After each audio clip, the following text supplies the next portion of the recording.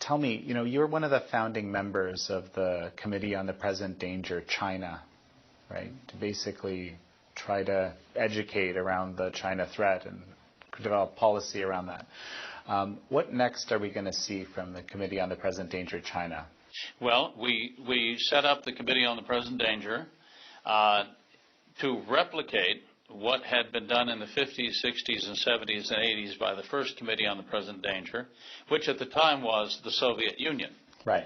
And, of course, that had the happy outcome, not complete by any means, but the happy outcome of the dissolution of the Soviet Union and the freeing of the countries of Eastern Europe, Poland, Czechoslovakia, Hungary, and the rest from Soviet domination.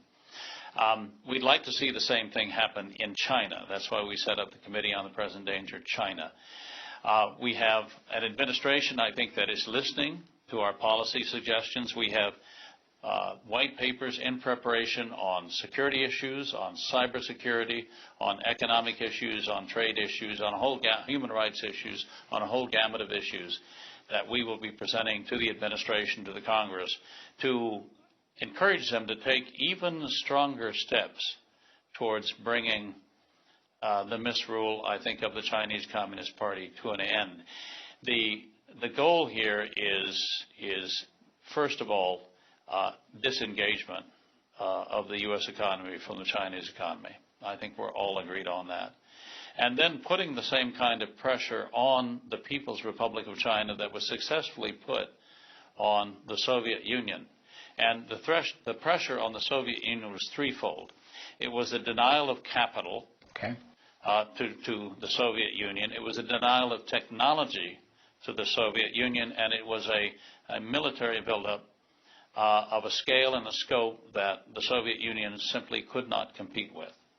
Well, we now have an administration. Now, I was a great admirer of President Reagan. I wrote a few speeches for him after he left office. Great man. And we can use the same policy towards China.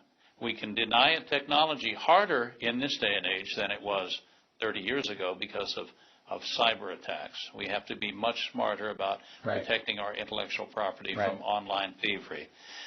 We are engaged now in a military buildup to offset the decline in our military capabilities that occurred in the 90s and in the early 2000s because of the so-called peace dividend. We were going to live in a world of peaceful democratic states forever. Didn't happen, right? Now we have the China threat. And the third thing is we need to deny China capital. Where does it get capital? It gets capital by cheating on trade. Right. Well, that may very well be in jeopardy now as well. So deny China capital, put it under financial pressure, deny technology. China can't innovate. Under the misrule of the Chinese Communist Party, which is a criminal conspiracy, which does not respect the rule of law, where thievery and corruption is encouraged by the nature of the system, a country like that cannot innovate. Because why would you spend $1 billion developing a new product when someone right down the street is going to steal it from you as soon as it comes off, as soon as you put it online on your computer and produce the same good more cheaply? Right. It's not going to happen. So we can use the same strategy towards China that we used towards the Soviet Union, and hopefully have an even better result. That is democratic rule. Steve, I look forward to seeing some of those policy papers